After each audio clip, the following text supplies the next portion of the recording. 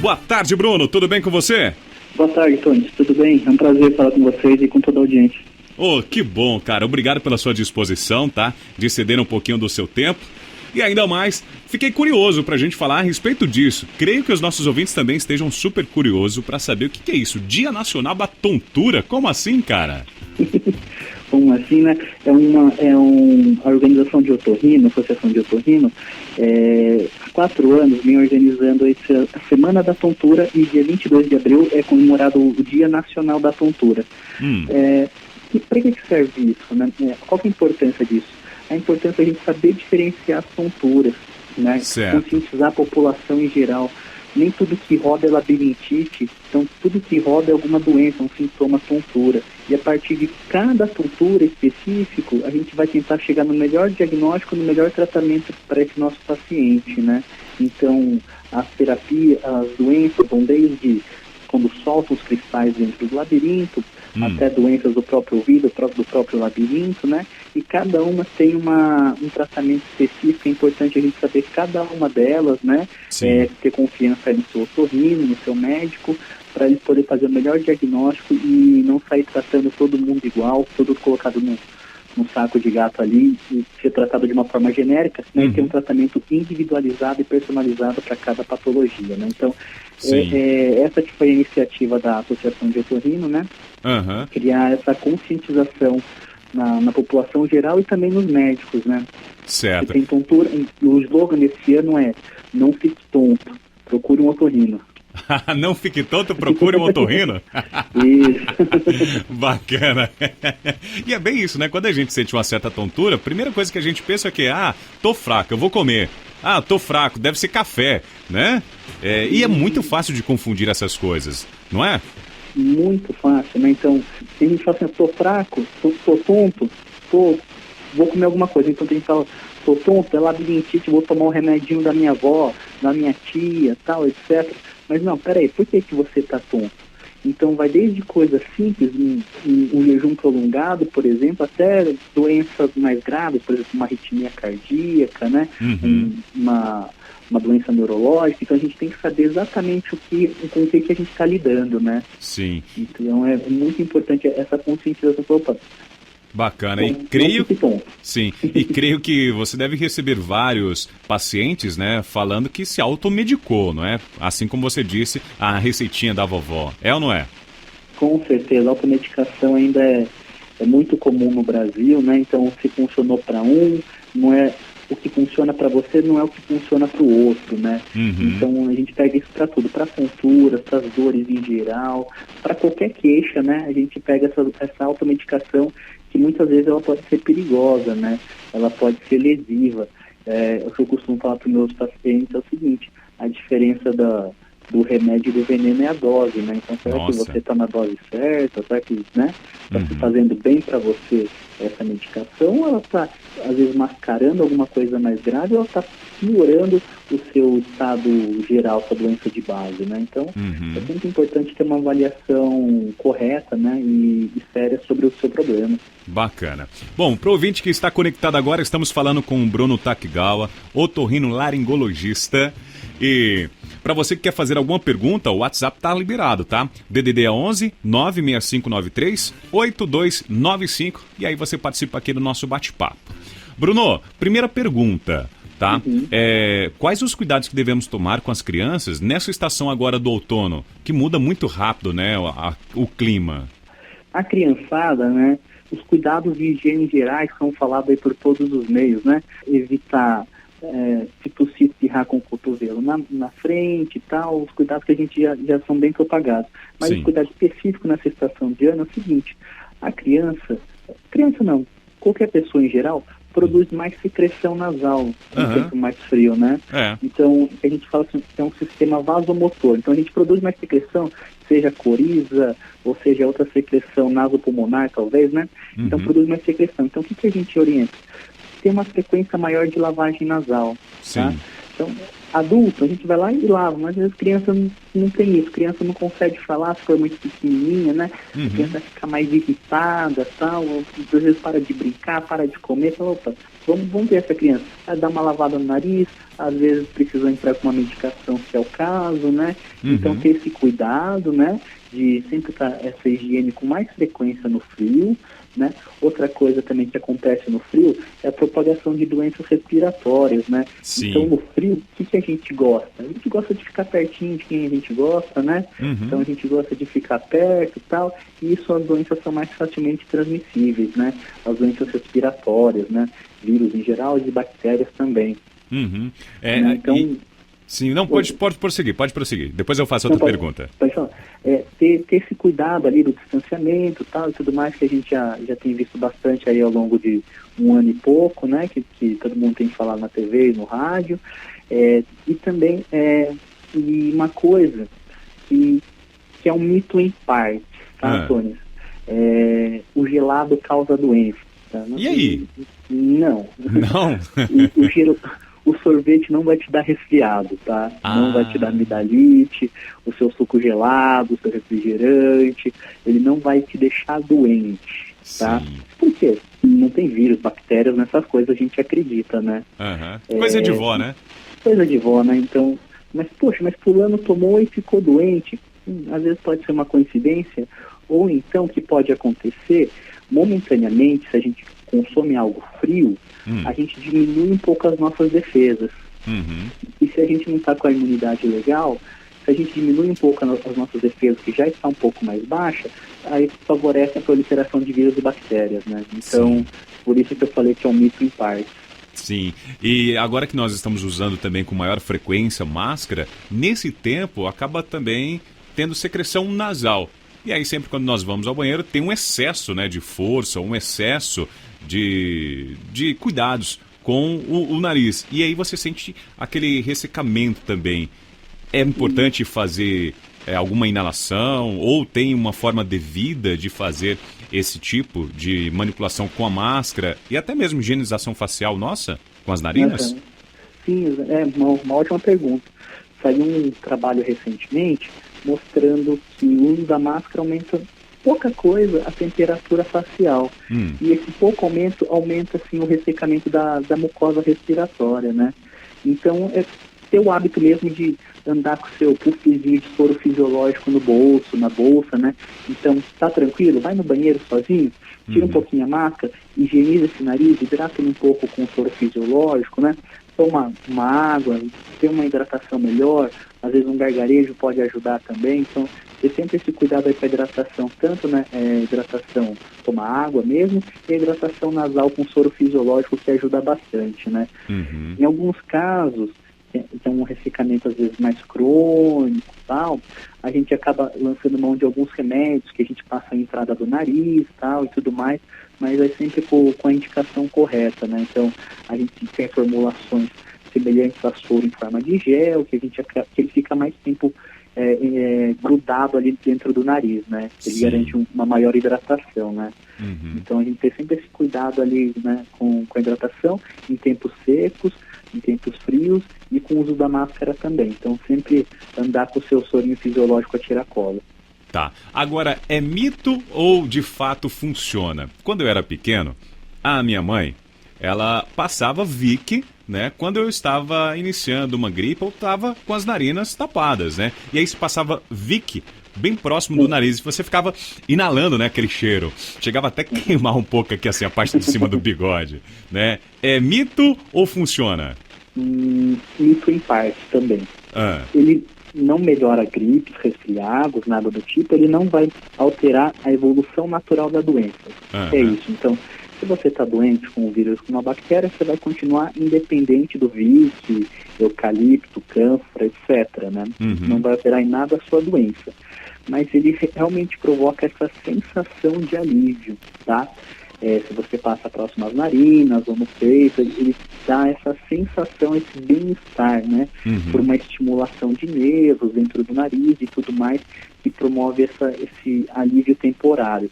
Mas ele não altera em nada a produção de muco, a expectoração ou a diminuição de proliferação de vírus e bactérias. Então, realmente ele funciona como bem-estar, falando, poxa, mas eu passo e melhora, realmente, dá essa sensação de alívio.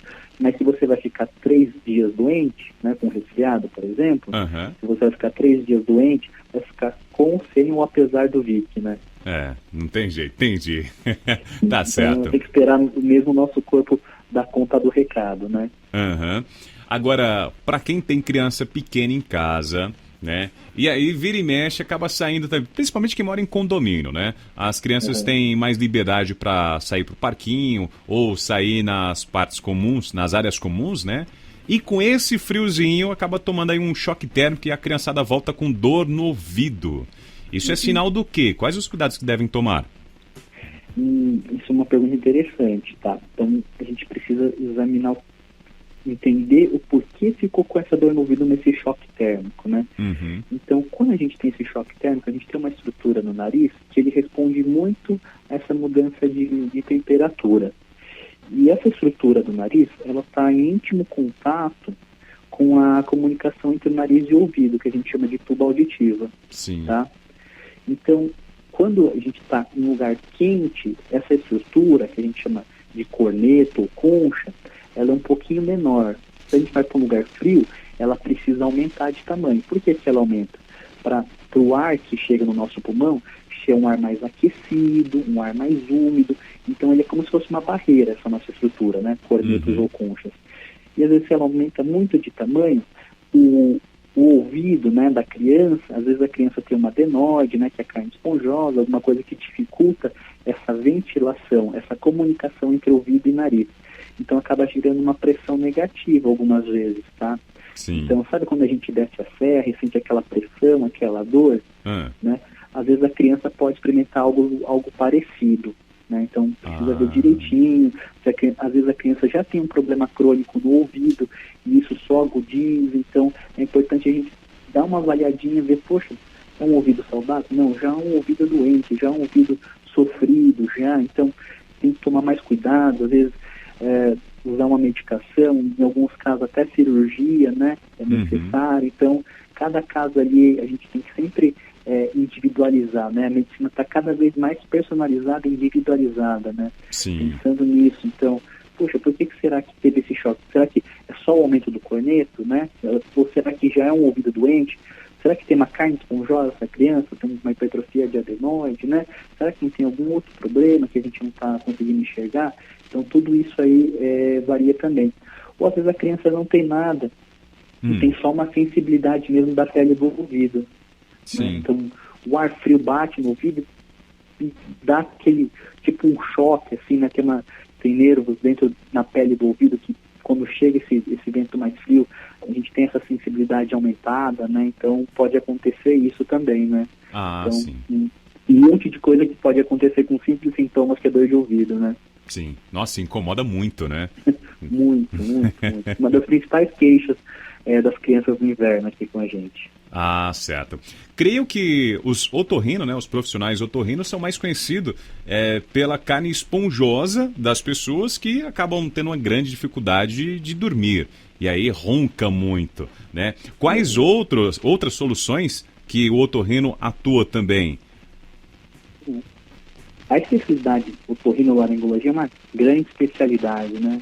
Fala que todo o pescoço para cima, né? Tá. Então, do pescoço para cima. Então, nariz, ouvido, olho também ou não? Olho não, né? Tirando o olho para baixo e do pescoço para cima, né? Cérebro também não, né? Então a gente vai desde a parte ali auditiva, né?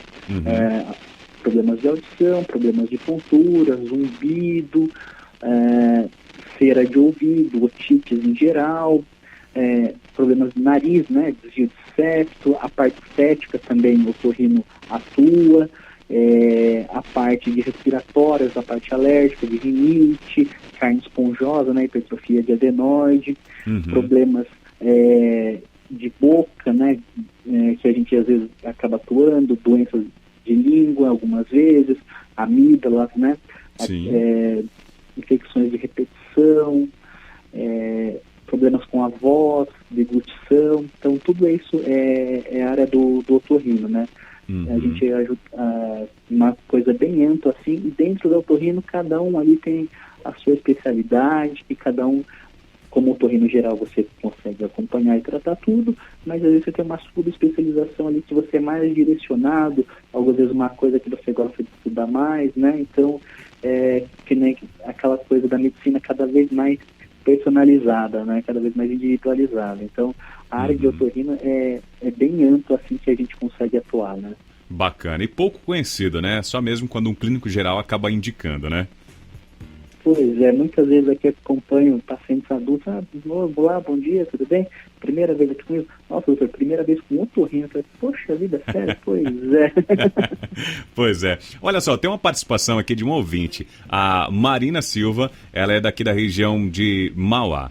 Ela está perguntando o seguinte, ultimamente, ela está sofrendo muitas dores de cabeça, e aí ela toma, sim, o Anador, ela faz a automedicação, mas também, como as dores de cabeça são indícios da Covid, ela está com medo de ir a um hospital ou alguma clínica e ser diagnosticada como Covid. Ela tem que passar por um check-up também no otorrino? O que você aconselha a ela? Sim. Primeiro a gente precisa ver essa dor de cabeça, se é alguma coisa mais crônica, né, Marina? Então, se a Marina tem essa dor há 20 anos, 10 anos, poxa, pode ser Covid? Pode, mas é pouco provável, né? Que Covid a gente pensa numa doença aguda. Então, nunca tenho dor de cabeça e eu tive semana passada, fiquei ali com 5 dias com dor de cabeça. Nossa, até pode ser, né? Então a gente precisa saber. A dor de cabeça, às vezes tem algum sintoma nasal associado. Olha, quando eu tenho dor de cabeça, nariz entope, corre, tal, uma nojeira. Opa, estou pensando numa sinusite, talvez, né? Dor de cabeça, nossa, quando eu tenho dor de cabeça, eu tenho tontura junto, né? Então, voltando aqui para o dia da tontura, então, é muito comum, às vezes, um quadro de enxaqueca da tontura, né? A gente precisa avaliar direitinho. E realmente, o medo de ser Covid vai existir, né? Porque o otorrino aqui, a gente atua com sintomas respiratórios. Então, o nariz escorreu, o nariz entupiu, dor de garganta, pode ser Covid? Pode. Como que a gente tem essa certeza ou não? Só olhando a gente consegue saber? Infelizmente não. Então a gente tem que lançar mão aí dos exames diagnósticos para Covid para poder ter essa certeza ou não, né? Então, só mesmo com o exame, né, o exame do Covid para a gente saber se é ou não Covid, né? Só olhando é difícil a gente falar. Então, se você tem a história, aí é mais fácil a gente falar. Poxa, que nem eu falei, dor de cabeça há 10 anos, Covid não é, né? Covid aí tem um ano, né? Então a gente pensa mais aqui, junto com o exame físico, junto com a história, né? Então, o paciente está com dor de garganta, pode ser Covid? Sim, só falando pode ser. Eu vou lá e exame e falo, nossa, vejo uma amígdala cheia de uma amigdalite, né? Então, o Covid se torna pouco provável, né? Então, realmente, a gente atende aqui pacientes toda hora, né? Pensando que são Covid, muitos deles são, alguns não são, então é importante a gente ter essa história junto com o exame físico ali do especialista para a gente poder ter essa diferenciação, né? Diferenciação assim, só contando é muito difícil a gente poder travar se sim ou se não, né? Sim, importante então voltar àquele conceito do início da nossa conversa, né? Falando aí do Dia Nacional da Tontura. Tem que ver o conteúdo, né, geral e não apenas um sintoma e generalizar, né? Exatamente, Cláudio, muito bem, né? Então a gente pegar a história do paciente como um todo, junto com o exame físico, para a gente poder chegar na melhor hipótese possível no momento, né? Então realmente é isso mesmo.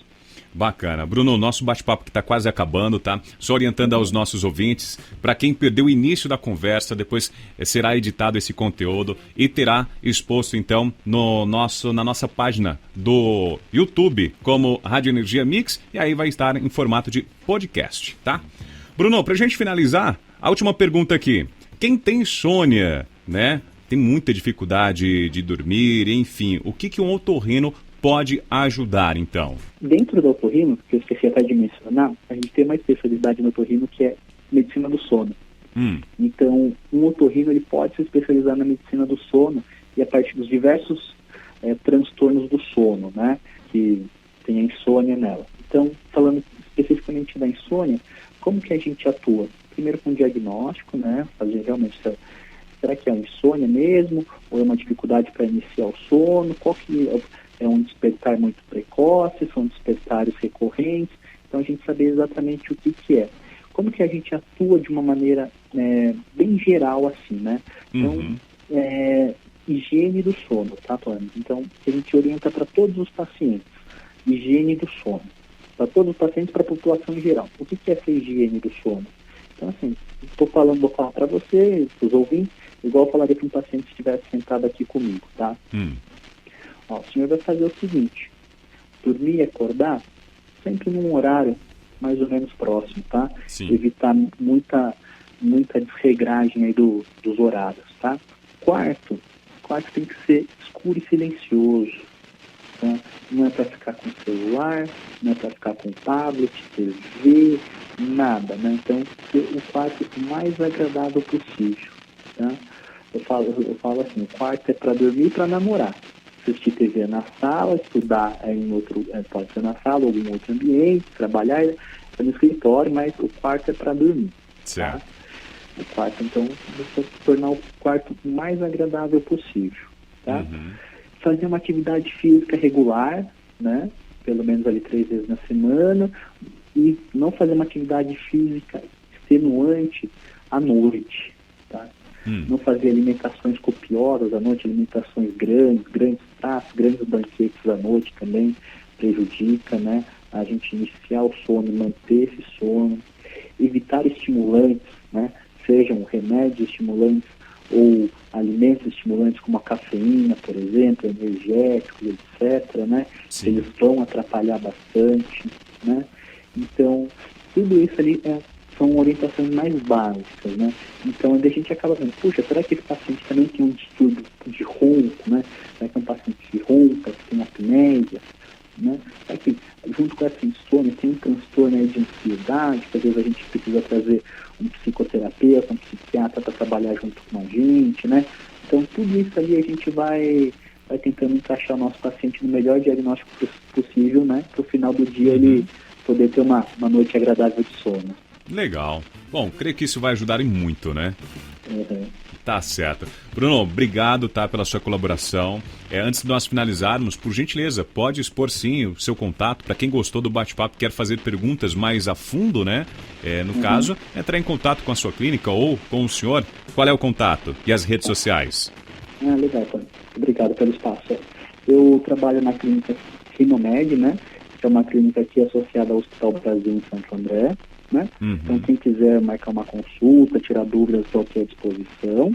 Nas redes sociais eu tenho meu Instagram, que é Bruno Takegawa, é um Instagram pessoal, mas pode ficar à vontade para fazer perguntas e na medida do possível a gente vai respondendo.